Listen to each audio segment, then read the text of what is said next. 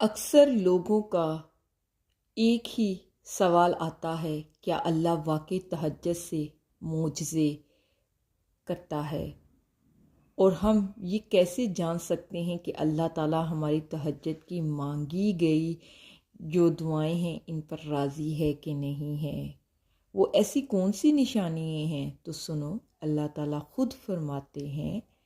کہ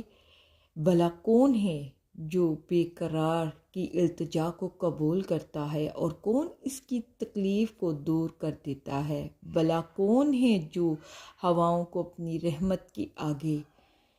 خوشخبری بنا کر بیچتا ہے؟ یہ سب اللہ ہی تو کرتا ہے۔ تو اللہ کے سوا کیا کوئی اور معبود بھی ہے تمہارا؟ غور کرتے ہو؟ یاد رکھو کہ خدا کی خدائی کا کارخانہ تو اتنا وسیع و عظیم ہے کہ اس کی ساری وسعتوں کا تصور تم کبھی نہیں جان سکتے۔ آج اگر تمہاری زندگی میں کچھ ایسا ہو رہا ہے جو تمہیں تکلیف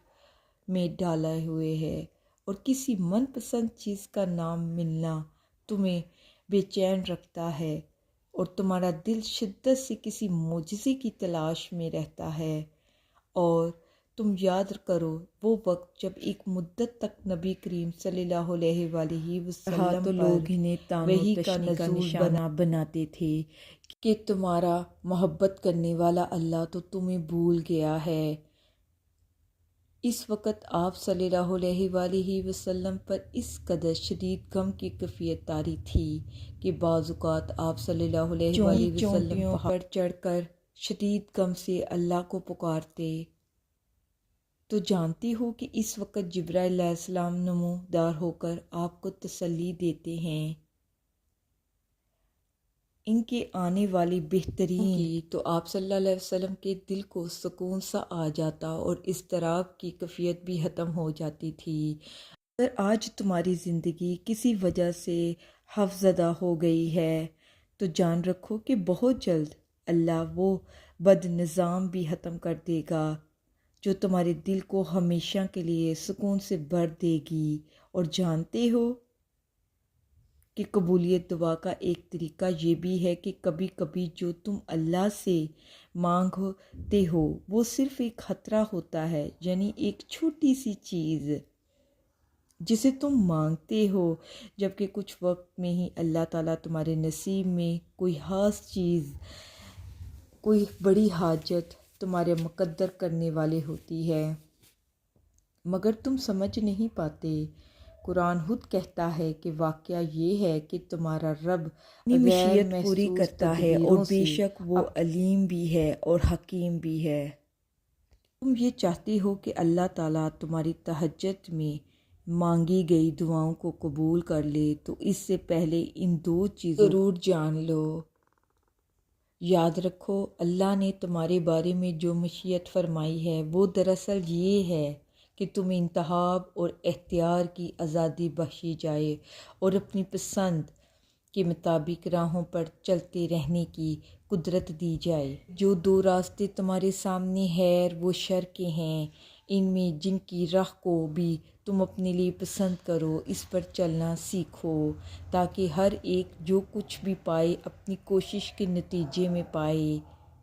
اللہ تعالیٰ خود فرماتے ہیں کہ اللہ سے بڑا تمہارا کوئی خیر خواہ نہیں ہے، وہ تو تمہاری بھلائی چاہتا ہے اور اسی کے لیے ہر مہربانی ہے، تو تم کو ایسے کاموں سے منع کر رہا ہے جس میں تمہاری بربادی ہے۔ جانتے ہو جو محبت اللہ کی حدود کو توڑ کر کی جائے وہ ایک تمہیں بھی توڑ کر رکھ سکتی ہے، کیونکہ محبت وفا اور جفا کا وہ کھیل ہے کہ جس میں شیطان تمہیں ایک حسین اور خوبصورت سفر کا جھانسا دیتا ہے، تمہیں اللہ سے جفا کی طریق دیتا ہے، مگر وہ ارض و سما کا مالک ہے، پھر بھی اپنی محبت سے بڑے خوبصورت بادل تم پر برسانے کا منتظر رہتا ہے۔ کہتا ہے کہ بے شک اگر تیرا رب چاہتا تو مقام انسان کو ایک گروہ بنا سکتا تھا، اور بے راہ رویوں سے صرف وہ لوگ بچیں گے جن پر تیرے رب کی رحمت ہوگی۔ تو اگر تم ڈھونڈ رہے ہو تو وہ نشانی تو جان لو کہ جب تم اپنی امیدوں کے ٹوٹنے سے کمزور پڑنے کی بجائے اللہ کی محبت سے جڑ کر مضبوط اور مطمئن رہتے ہو کہ اللہ ہی کافی ہے تو رحمان ہے، تمہاری زندگی میں حیران کن معجزوں کی وہ راہیں نمودار کرتا ہے جو تمہیں بہترین اور خوبصورت منزل تک پہنچاتی ہیں۔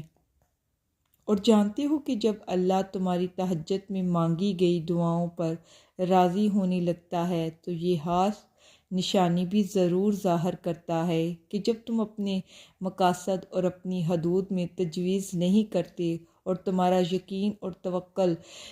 اللہ پر ہی رہتا ہے، اللہ کی ذات سے وابستہ رہتا ہے، تو جان رکھو کہ اللہ تمہاری محبتیں ضائع نہیں کرنے دے گا، کیونکہ اللہ کی رحمت کے مستحق ہو جاتے ہیں وہ لوگ۔ جان لو کہ تمہارے یقین کی جڑیں جتنی گہری ہوں گی، تمہارے رب کی عطا اتنی نمودار تم پر ہوگی، اور مطمئن ہو جاؤ